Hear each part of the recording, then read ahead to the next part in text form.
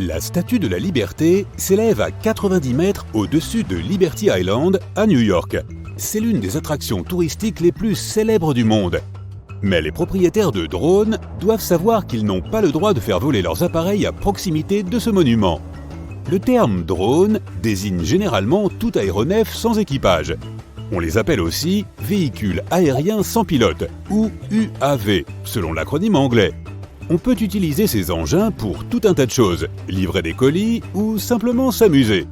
Les drones peuvent être aussi grands qu'un avion ou aussi petits que la paume de ta main. Alors pourquoi leurs utilisateurs ne peuvent-ils pas s'approcher de la Statue de la Liberté ? Eh bien parce que la Federal Aviation Administration l'interdit. Les vols de drones ne sont pas autorisés à plus de 122 mètres de cette emblématique sculpture. Sans cette interdiction de l'administration, tu pourrais faire voler ton appareil près de la tête de la statue. Tu pourrais alors voir que la couronne du monument comporte 25 fenêtres. Ces fenêtres sont censées représenter les minéraux naturels de la Terre. La ville de New York fait tout son possible pour contrôler son espace aérien. À la fin des années 1970, l'atterrissage des hélicoptères sur les toits des immeubles a été interdit en raison des dangers que cela représentait. Cette règle a depuis été assouplie. Il existe toutefois encore certaines restrictions. Mais les hélicoptères sont aujourd'hui autorisés à décoller et à atterrir sur l'un des 3 héliports de la ville. Ils doivent voler à une certaine vitesse, allumer leur feu anti-collision et leur feu de position, indiquer leur position sur une fréquence prévue pour cela et connaître les grilles de vol et la topographie de la ville.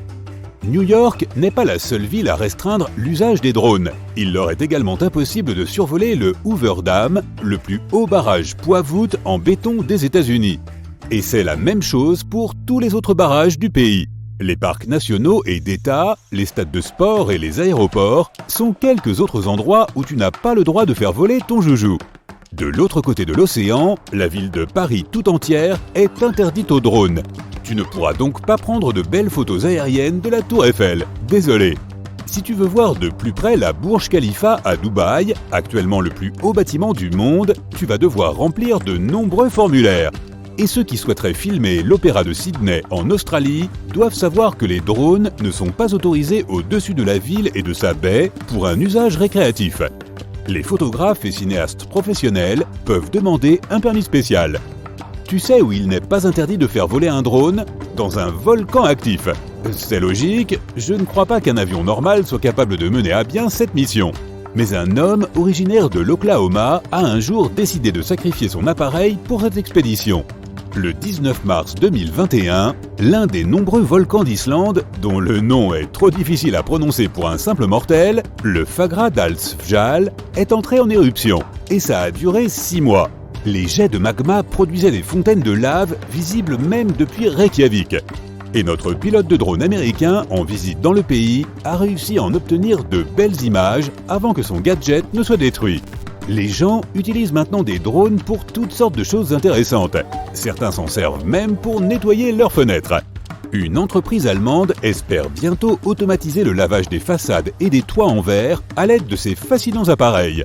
Il y a des chances que certains d'entre vous soient en train de regarder cette vidéo à l'aide d'un drone. Comment ? Certaines grandes entreprises technologiques investissent maintenant dans les drones pour étendre l'accès à Internet à la quasi-totalité de la planète. Ces engins sont alimentés par l'énergie solaire et sont censés voler à plus de 16 km d'altitude afin de fournir un accès Internet aux régions qu'ils survolent. Les manias de l'immobilier utilisent aussi des drones pour prendre des photos aériennes de leurs propriétés. Et des parcs d'attractions ont même commencé à utiliser des drones pour leurs magnifiques spectacles de lumière. En 2016, afin d'améliorer ces spectacles, l'un des plus grands parcs à thème du monde a déposé un brevet pour une technologie utilisant des drones. Tout simplement, les images sont projetées depuis le ciel sur un ensemble de supports. Imagine pouvoir admirer tes personnages préférés de la littérature et de la télévision grâce à cette technologie de projection aérienne. Plutôt génial, non ? En effet, les drones sont en train de bouleverser le monde du divertissement. Compte tenu des immenses progrès de ces dernières années, des avions sont aujourd'hui capables de voler tout seuls. Ce n'est pas du tout surprenant. L'amélioration des drones et de la qualité vidéographique pourrait totalement transformer le monde du cinéma. Un drone pourrait filmer toute une scène sans aucun caméraman. Les plans panoramiques, les angles de prise de vue, tout cela serait programmé à l'avance. Mais l'un des développements les plus importants est l'assistance des drones lors d'urgences médicales. Le drone ambulance, conçu par l'Université technologique de Delft, aux Pays-Bas, est équipé d'une trousse de premiers soins et d'un mode d'emploi afin que les personnes à proximité puissent sauver des vies.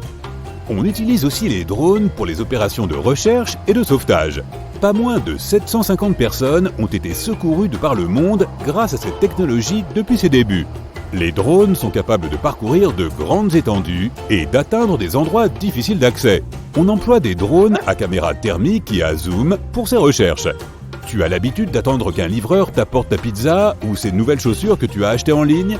Certaines de tes entreprises de livraison préférées utilisent aussi des drones. Ils sont équipés de capteurs qui leur permettent d'éviter les obstacles.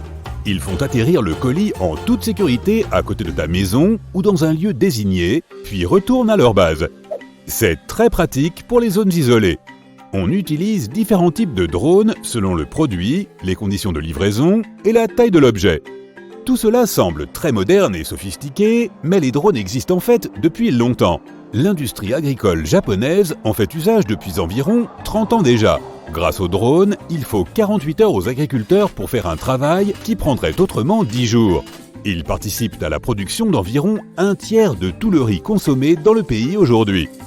Cela fait un moment que les robots nous aident, nous les humains.